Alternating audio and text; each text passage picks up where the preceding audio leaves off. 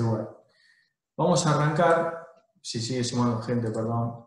Vamos a arrancar con los objetivos de la charla de hoy, donde, si bien le pusimos protocolo COVID a la charla de hoy, ¿qué vamos a tocar? Como siempre, la reglamentación, el marco legal, ¿no? Siempre nosotros tratamos de arrancar en el marco legal, analizar un poquito el marco legal, y después el ámbito del formato, o sea, qué es un protocolo, cómo abordar la confección de un protocolo y una enfermedad reconocida, y bueno, por último, lo que proponemos es un debate abierto y compartir un poquito la experiencia, porque en rigor de verdad con esto nos hemos equivocado todos y nos tenemos que permitir equivocarnos, porque todos estuvimos aprendiendo sobre esto y lo que digamos hoy capaz que mañana no es tan certero, ¿no? Y si le ha pasado a la Organización Mundial de la Salud, ¿cómo no nos va a pasar a nosotros? Entonces,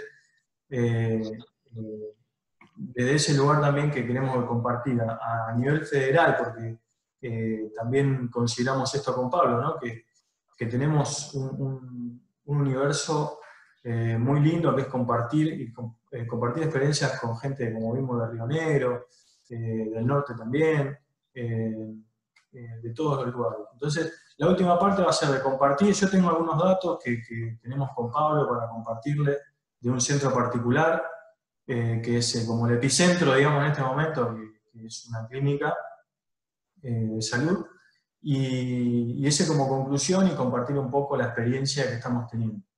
Bueno, arrancamos.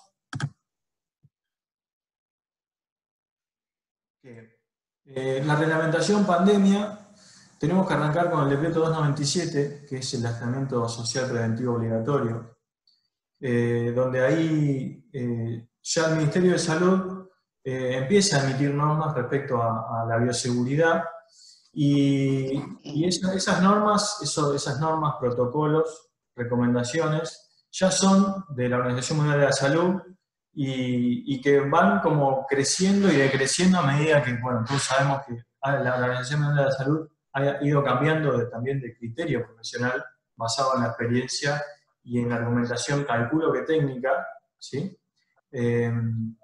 Entonces, también en ese momento el Ministerio de Salud empezó, mientras estábamos todos aislados, ¿sí? Empezó a emitir algunas recomendaciones para los centros de salud, más que nada, y después las empezó a transmitir a la sociedad también. Pablo, ¿querés aportar algo acá? Sí, bueno, primero, buenas tardes a todos. Sí, tal cual, Damián, a través de este decreto, como bien decías, se instala, ¿no? El aislamiento social preventivo obligatorio y bueno, en este caso el Ministerio de Salud, como otros entes también en ese momento, porque tomemos en consideración que en este aspecto, ¿no? Y teniendo en cuenta que, que el DNU antes mencionado establece actividades esenciales, ¿no? Como establecimientos de salud, eh, fabricación de alimentos, bueno, etcétera, etcétera, eh, se empieza a poner en juego la palabra protocolos, ¿no? Protocolos de bioseguridad. Entonces, el Ministerio de Salud de la Nación, empieza a establecer recomendaciones en materia de bioseguridad que de alguna manera estaban ya establecidas a nivel nacional, ¿no? Si bien no se hacían de uso diario, pero sí estaban establecidas. Y también aquellas organizaciones como por ejemplo la UAR, la Unión de Aseguradoras de Trabajo, los gremios, las uniones industriales y demás, empiezan a trabajar en este aspecto y empiezan a emitir determinados compendios de recomendaciones, protocolos, ¿no? Para ir teniendo en cuenta en la implementación de las actividades. Eh, dicho esto, debemos empezar a mencionar que corrido ya el mes de marzo y entrando ya en el mes de abril, se empieza a manifestar de lleno la pandemia y empiezan a aparecer los casos de COVID, y entre ellos empiezan a aparecer justamente las personas que están expuestas, ¿no? Esa primer barrera, como por ejemplo el personal de salud, personal de seguridad, o sea, todo el personal que estaba como actividad esencial empieza a contraer la enfermedad. es ahí donde, permitime, Damián, mencionar que entra el decreto 367 que se menciona en la placa, donde aparece, o se reconoce, mejor dicho, la enfermedad COVID-19, se reconoce como una enfermedad de carácter profesional, pero no listada en el decreto 658, ¿eh? Ni 659, no listada, no contemplada hasta este momento. Sí, entendemos que había o existen otras enfermedades, ¿no? Listadas que tienen que ver con el tema de virus y demás, pero en este caso el COVID-19 no, hasta este momento no estaba contemplado. Y aquí la verdad, Damián, que se abre un paradigma, ¿no? Es un momento muy particular, porque se empieza también a discutir hasta dónde, o sea, cuándo es el quiebre, más allá de que la resolución lo menciona, ¿no? Terminada la pandemia da un tiempo, pero no quiero entrar en esos detalles tan finos, pero sí, bueno, empieza a haber como una sensación, ¿no? de por qué sí algunas actividades se reconoce, otras no. Bueno, empieza a jugar un poquito este reconocimiento, ¿no? Y las ART, bueno, también a poner el grito en el cielo. Seguramente acá también, bueno, nos podrás profundizar un poquito también, ¿no? Y por qué en el grito en el cielo de reconocer esta enfermedad, más allá de las que se venían reconociendo antes. Bueno, porque justamente, a ver, es una pandemia y lo que hay que definir es a quién le vamos a pagar y cuánto va a salir todo esto, ¿no? ¿Quiénes son los esenciales, en definitiva? ¿Quiénes son los que salen porque tienen que salir sí o sí para que nuestro país siga funcionando? Digo, si yo estoy en aislamiento, porque hasta el momento estábamos en aislamiento, yo necesito comer, necesito una atención médica en el caso que la requiera. Entonces, necesito seguridad, por eso, bueno, está la policía también está como esencial, y inclusive están los encargados de edificio también como esencial. Y bueno, se han definido que para esas actividades se consensuó, bien, mal, regular, sin saber el impacto de esto también, que las RT iban a cubrir ese tipo de actividades, ¿no? Yo Y creo, Damián, sí, perdóname que te interrumpa, ¿no? Yo creo que ahí está justo, ¿no? Sin saber el impacto. Yo creo que ahí es el nudo del reconocimiento de la enfermedad, ¿no? Sin considerar el impacto. ¿Por qué? Porque, como sabemos todos, ¿no? Las ART, obviamente, dentro del costo de su alícuota a la empresa, uno hace un análisis del riesgo, ¿no? Y tiene considerado ese riesgo, en este caso, por ejemplo, un establecimiento de salud, tiene considerado determinados riesgos, tiene considerado el mapa de riesgo del establecimiento, entonces más o menos uno justifica, ¿no? Esa alícuota. Ahora, claro, ¿quién podía ver o quién podía contemplar en estos momentos la aparición de esta pandemia, ¿no? Y bueno, si hoy vemos, por ejemplo, los portales, yo los invito a que entren al portal de la UAR, donde hay alguna nota de Nora Betiol, que es su presidenta, donde, bueno, habla o menciona la cantidad de casos atendidos y lo que esto representa para el sistema, Damián, ¿no? Y lo que va a dejar. tal cual, tal cual. Y bueno, sin seguir con tanto detalle en el análisis Perdón, me fui. tan capaz que político, ¿no? Y económico, yendo más a lo técnico, adelantándome un poquito, nada más un poquito, creo que es la primera vez que tenemos una enfermedad que comparte como enfermedad reconocida y como enfermedad no reconocida. O sea, yo puedo tener un servicio de seguridad en el cual asesore a una actividad que la enfermedad sea reconocida y asesore a una actividad que la enfermedad sea no reconocida. Voy a dejarlo ahí para después poder profundizar un poquito más adelante. Déjame tirar nada más un punto, Damián, que creo que es interesante, ¿no? Y también hay que contemplar las secuelas que no se saben, las secuelas que va a dejar esta enfermedad, que no se saben. O sea, una enfermedad que hoy se contempla dentro del sistema de riesgo de trabajo, que, que se asiste, que tiene un alta, ¿sí? Pero de acá a un tiempo, ¿qué secuelas va a dejar en aquellas personas que tuvieron COVID? Esas secuelas, digo, ¿serán reconocidas en su momento? ¿Cómo se llevará el registro de esas personas? Nada. lo pienso y lo tiro acá en esta Bueno, charla. será para más adelante y no para nosotros. En todo caso, nosotros veremos la película Tal ya cual. pasada. Siguiendo con el análisis de la reglamentación de pandemia, que nosotros consideramos como relevantes, es el decreto 520, perdón, del 2020, que acá, seamos sutiles en la lectura, que dice distanciamiento social preventivo y obligatorio, y el anterior, el primero, dice aislamiento, ¿no? Entonces, hay una gran diferencia en aislamiento social preventivo obligatorio con el distanciamiento social preventivo y obligatorio. ¿Qué quiero decir con esto? No nos está impidiendo salir. Nos está diciendo que mantengamos un distanciamiento social preventivo y obligatorio. ¿Sí? ¿Y por qué es importante esta sutileza? Porque después lo que viene son los protocolos según la actividad económica. ¿Se entiende? Si no cambia el término aislamiento por distanciamiento, no puede hacer un protocolo para una actividad determinada. Hasta ahí es lo que nosotros entendimos, a ver el chat, es lo que nosotros entendimos Claro. que era un marco, donde nos tenemos que mover en el mundo de la higiene y seguridad. Que tenemos que considerar en cuanto a, bueno, entender un poco la estructura, de dónde viene, cómo va mutando y cómo nos van cambiando las recomendaciones y esos protocolos según la actividad y según el lugar físico en el cual esté esa empresa.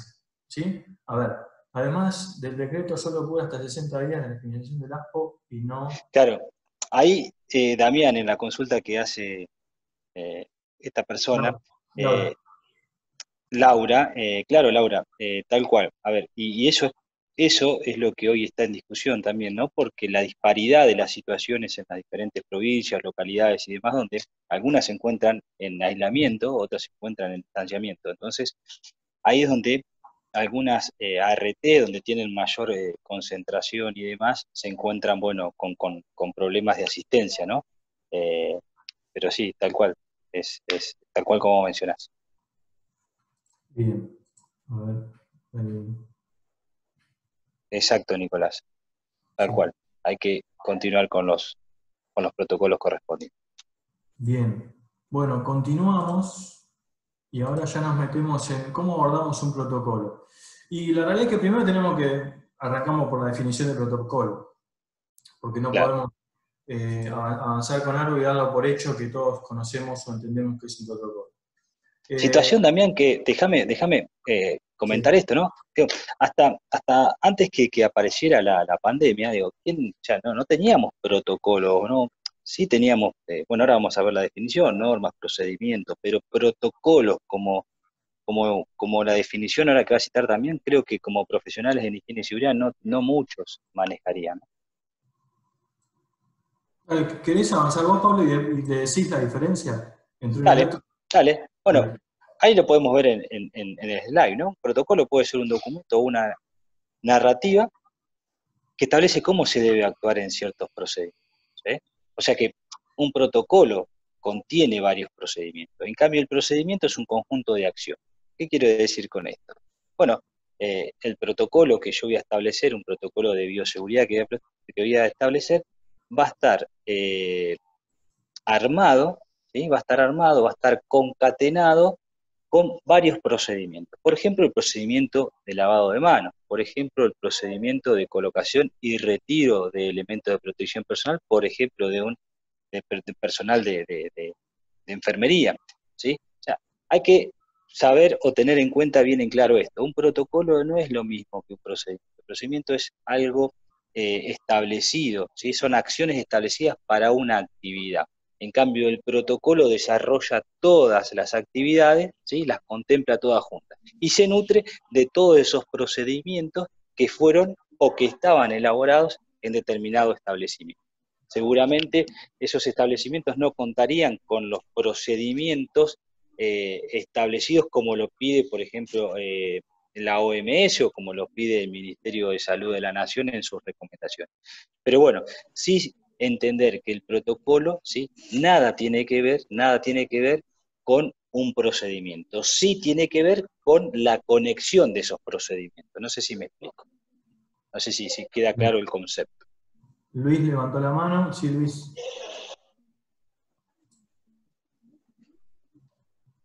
Luis, ¿querés No lo aportar tenemos a algo? Luis.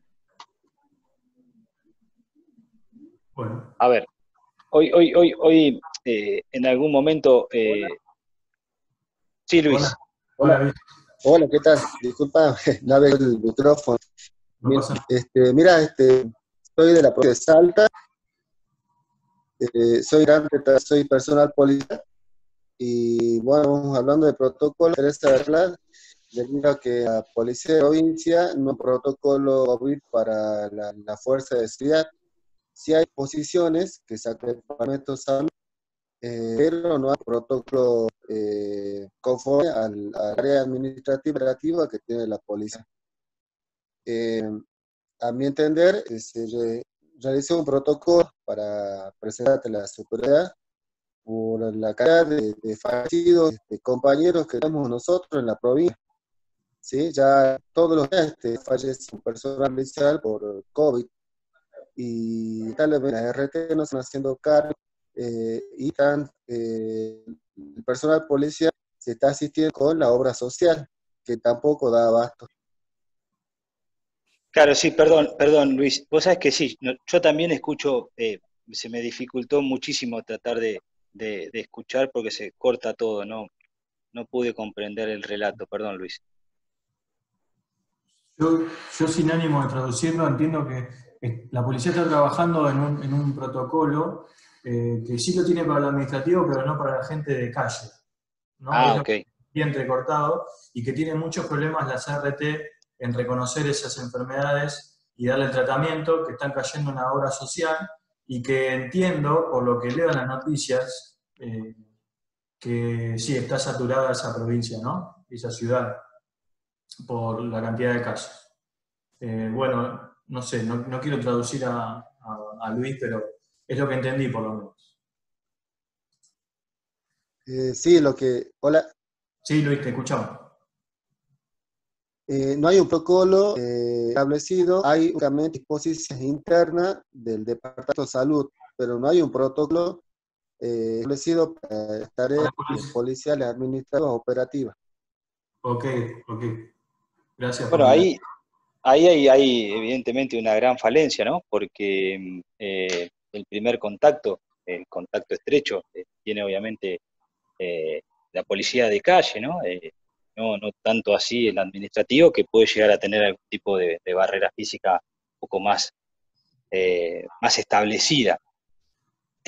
A mí me ha llegado, he tenido en mi poder un protocolo de la policía de Córdoba. Después, si querés, Luis, nos mandás un correo y te lo podemos hacer llegar. Es bastante interesante y te estoy hablando de un protocolo que me llegó a principios del mes de abril. Bastante interesante y desde mi humilde opinión creo que está bastante bien hecho. Sí, al protocolo de Córdoba, por lo estoy googleando, y, y el protocolo que se intenta que se apruebe, parte de lo que uno aporta, está más complejo porque se detalla la forma operativa de la policía.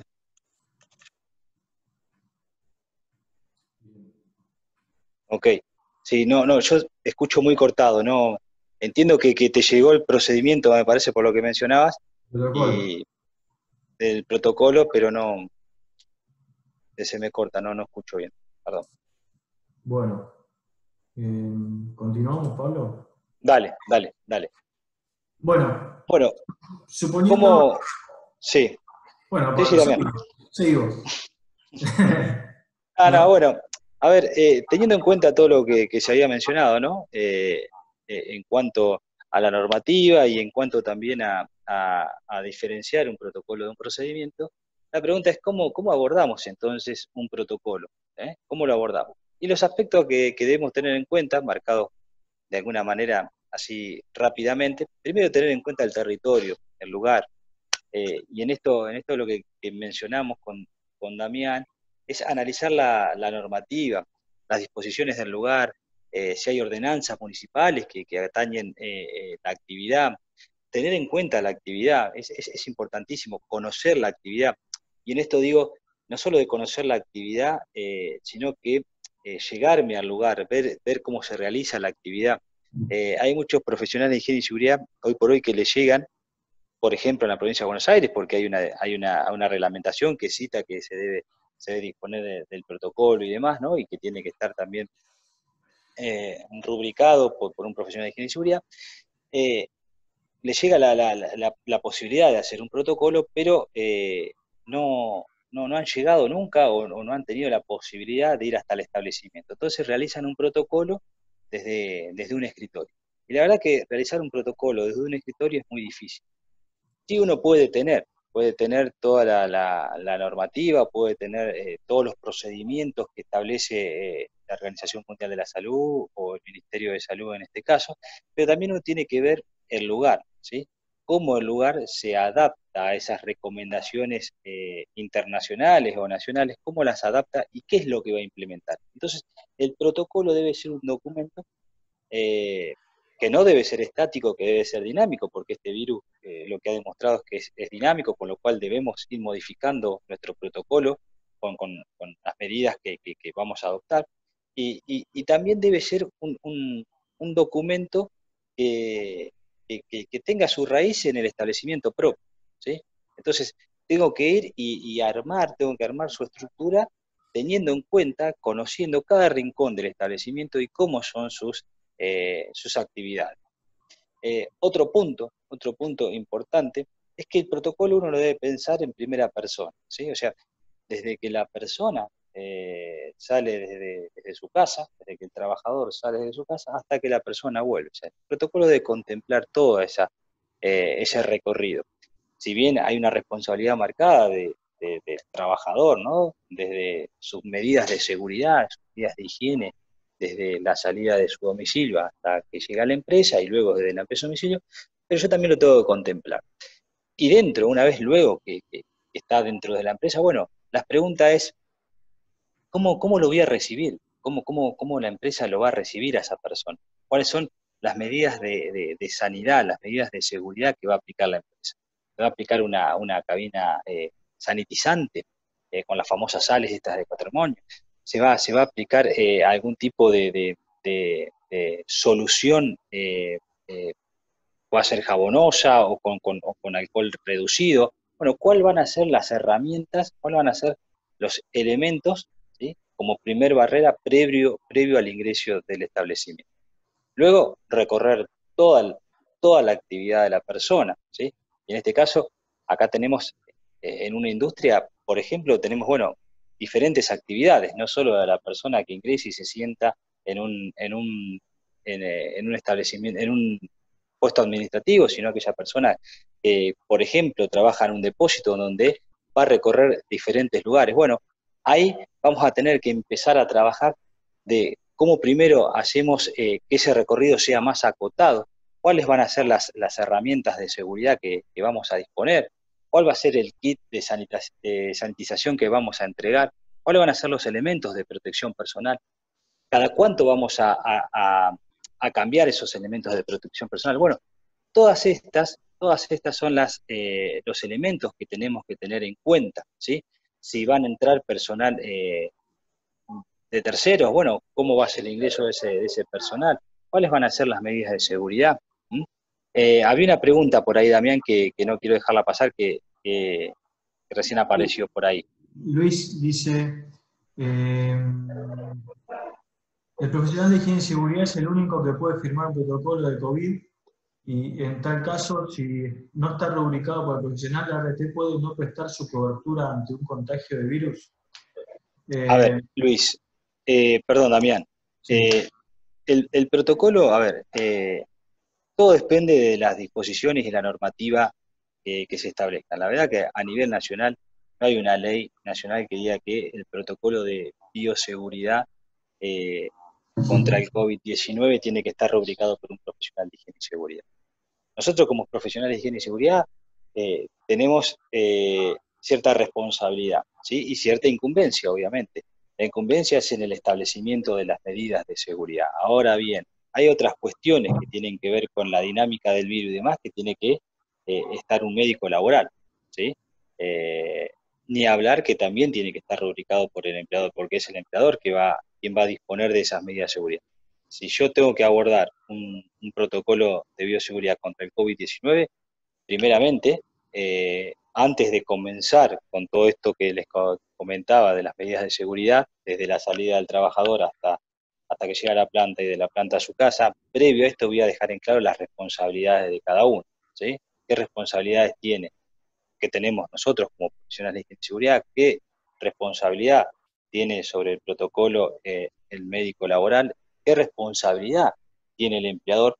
Y así puedo seguir, porque también acá obviamente que tiene que entrar en juego supervisores, gerentes, bueno, todas las personas que tienen que hacer que ese protocolo se cumpla. Damián, te interrumpí, perdón. No, iba a ser una percepción de, bueno, ahí preguntan de la cabina. Iba a ser una opinión personal, profesional, digamos, de lo que preguntaba Luis, que en rigor de verdad, nosotros tenemos que hacer un protocolo COVID. No, nosotros no tenemos que hacer protocolo COVID.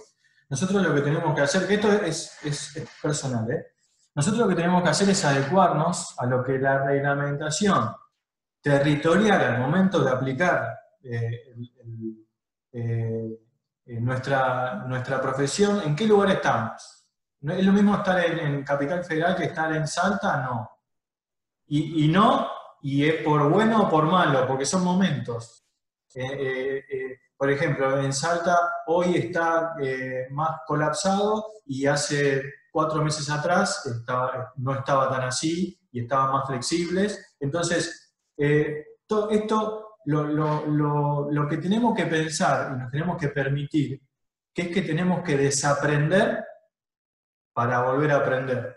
Por eso arranqué diciendo, nos vamos a equivocar y potencialmente sí. Y entonces, ¿podemos escribir algo y después decirnos? Sí, desde el momento que lo hizo la Organización Mundial de la Salud podemos hacer eso. Ahora, podemos hacer, no, nos va a suceder, quiero decir, no que podemos equivocarnos adrede y no pasa nada. Que la cosa va cambiando tanto y tan rápido que bueno, también nosotros nos vamos a escribir una cosa y vamos a tener que hacer versión 15 de lo que escribimos al principio. Que el protocolo lo tiene que hacer el Estado, el Estado llámese municipio, por eso Pablo decía el territorio, o sea, sabemos que la Presidencia de la Nación le delegó la autoridad a las provincias y las provincias le delegó la autoridad a los municipios para que establezcan protocolos de apertura, ¿no es cierto? Entonces, cada municipio hace un protocolo de apertura para una actividad, y eso se lo eleva a provincia, y provincia se lo eleva a nación, y nación ve si autoriza o no el protocolo, ¿sí? Y cada municipio va a tomar una medida según el momento del colapso o no del sistema de salud y de las camas disponibles o de lo que quieran, ¿sí? Pero a mi modesto entender, no creo que nosotros tengamos que hacer. Nosotros tenemos que incluir el protocolo que nos demande la institución o el territorio, perdón, en el cual estamos, y meterlo dentro de nuestro procedimiento para que se reactive la actividad. ¿Se entiende lo que quiero decir? No es que nosotros tenemos que confeccionar un protocolo, es meter las recomendaciones para esa actividad dentro del procedimiento. Y en 5 minutos se va a cortar, pero volvemos. ¿Sí? Volvemos a reconectarnos. Había una pregunta ahí, Damián, que decía que la reglamentación, que es en provincia, dice que el empleador y el médico laboral deben hacer el protocolo. Claro, la reglamentación dice eso y dice que el empleador, conjuntamente con el profesional de higiene y seguridad, deben realizar. O sea, el empleador debe realizar. Pero si a mí me cita, ¿sí? A mí me cita y yo tengo, en este caso, un contrato, porque soy profesional externo, o estoy en relación de dependencia, obviamente que al citarme la resolución, yo tengo que rubricar ese documento, ¿sí? Si me cita, salvo que yo deje constancia de que yo no participo de ninguna manera de ese documento. Ahora bien, había otra pregunta que es si ustedes recomiendan cabinas sanitizantes. La verdad que las cabinas sanitizantes con las sales cuaternario, mucho se ha hablado, y en ese sentido, mucho se ha hablado de los dos lados, de que, bueno, que tiene un gran poder sanitizante, de desinfección, pero también se ha hablado mucho de que irritan las mucosas. Con lo cual, exponer a una persona con la variabilidad biológica tan diferente que poseemos, exponerla a ese químico, y la verdad que yo no la recomiendo. Yo no recomiendo rociar a una persona con una cabina porque no sé los daños que luego va a tener, ¿sí? Al margen de que la persona debiera entrar, ¿sí? Debiera entrar con una protección ocular, porque si bien las habrán visto, ¿no? Hay todo un procedimiento escrito de cómo ingresar, girar dentro de la misma y demás. Yo no recomiendo las cabinas sanitizantes, sí recomiendo una adecuada higiene personal previo al ingreso como durante y al egreso.